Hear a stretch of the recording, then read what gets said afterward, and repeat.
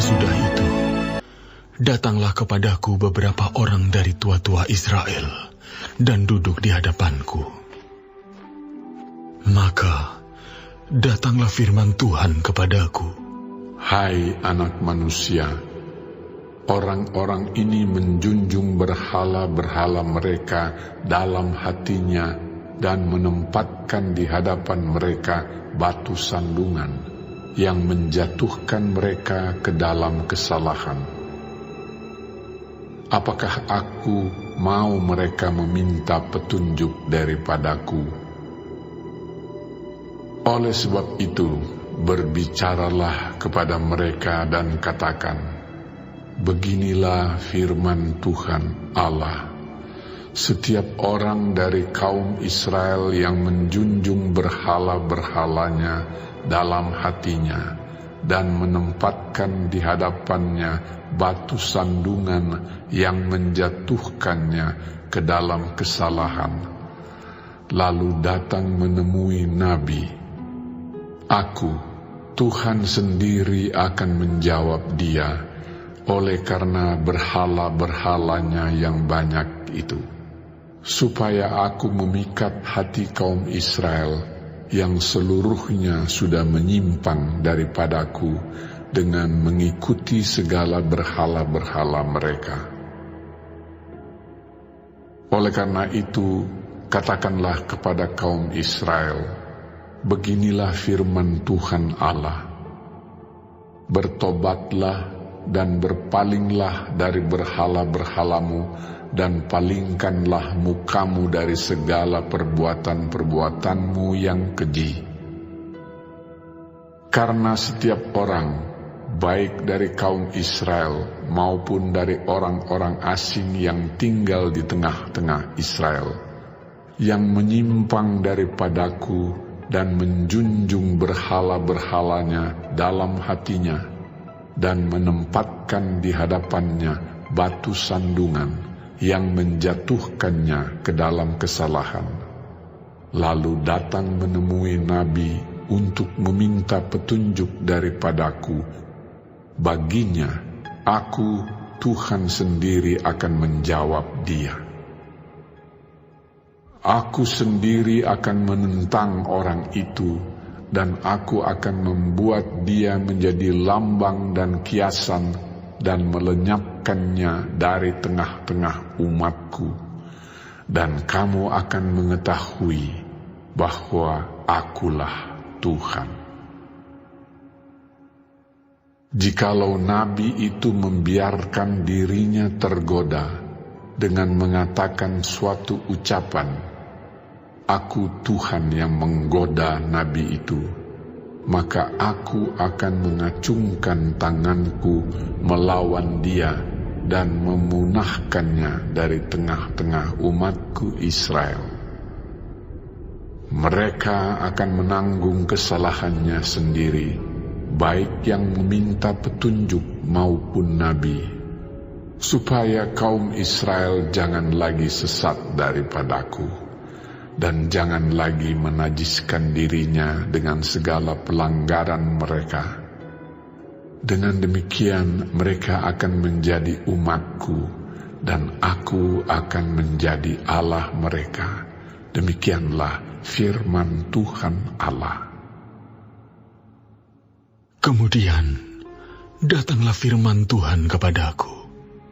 Hai anak manusia, kalau sesuatu negeri berdosa kepadaku dengan berubah setia dan aku mengacungkan tanganku melawannya dengan memusnahkan persediaan makanannya dan mendatangkan kelaparan atasnya dan melenyapkan dari negeri itu manusia dan binatang, biarpun di tengah-tengahnya berada ketiga orang ini, yaitu Nuh, Daniel, dan Ayub, mereka akan menyelamatkan hanya nyawanya sendiri karena kebenaran mereka. Demikianlah firman Tuhan Allah.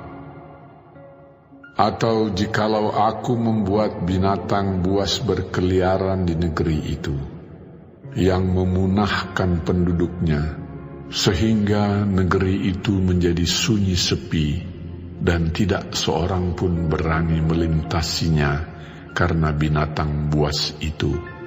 Dan biarpun di tengah-tengahnya berada ketiga orang tadi, demi Aku yang hidup, demikianlah firman Tuhan Allah, mereka tidak akan menyelamatkan baik anak-anak lelaki maupun anak-anak perempuan. Hanya mereka sendiri akan diselamatkan, tetapi negeri itu akan menjadi sunyi sepi. Atau jikalau Aku membawa pedang atas negeri itu, dan Aku berfirman, hai pedang, jelajahilah negeri itu, dan Aku melenyapkan dari negeri itu manusia dan binatang.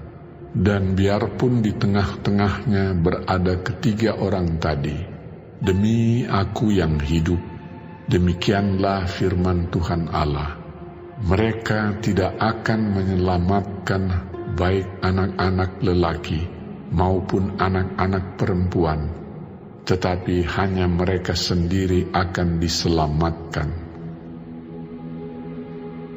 Atau jikalau Aku mendatangkan sampar atas negeri itu, dan Aku mencurahkan amarahku atasnya, sehingga darah mengalir dengan melenyapkan dari negeri itu manusia dan binatang.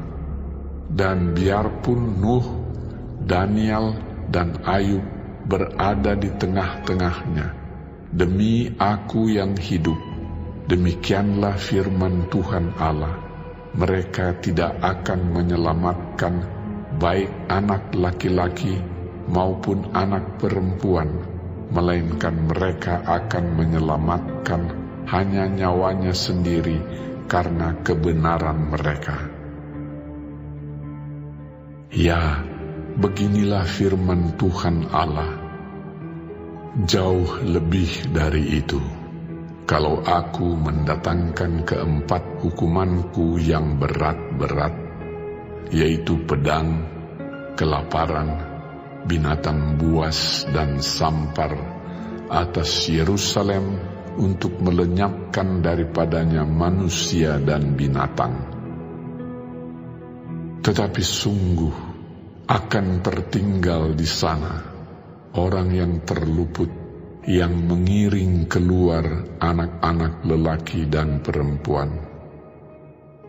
Lihat, mereka akan datang kepadamu, dan kamu akan melihat tingkah laku mereka, dan kamu akan merasa terhibur tentang malapetaka yang kudatangkan atas Yerusalem. Ya, tentang segala-galanya yang kudatangkan atasnya. Mereka akan menghibur kamu kalau kamu melihat tingkah lakunya, dan kamu akan mengetahui bahwa bukan tanpa alasan Kuperbuat segala sesuatu yang Kuperbuat atas Yerusalem. Demikianlah firman Tuhan Allah.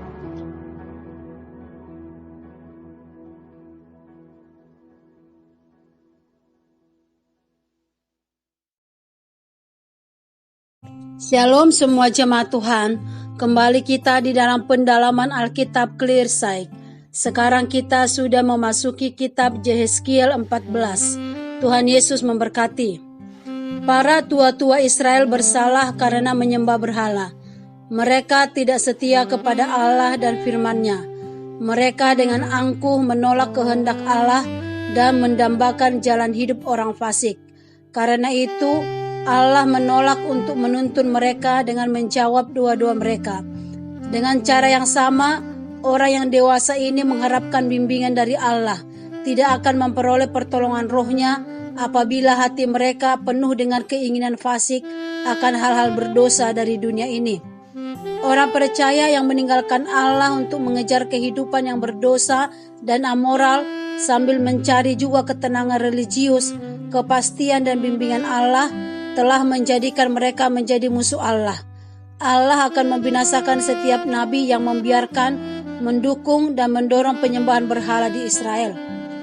Hukuman yang akan datang atas Yerusalem demikian pasti, sehingga bahkan ketiga hamba Allah yang dikenal karena kebenaran mereka ini tidak dapat melepaskan seorang pun dengan doa syafaat mereka, yaitu Nuh, Daniel, dan Ayub.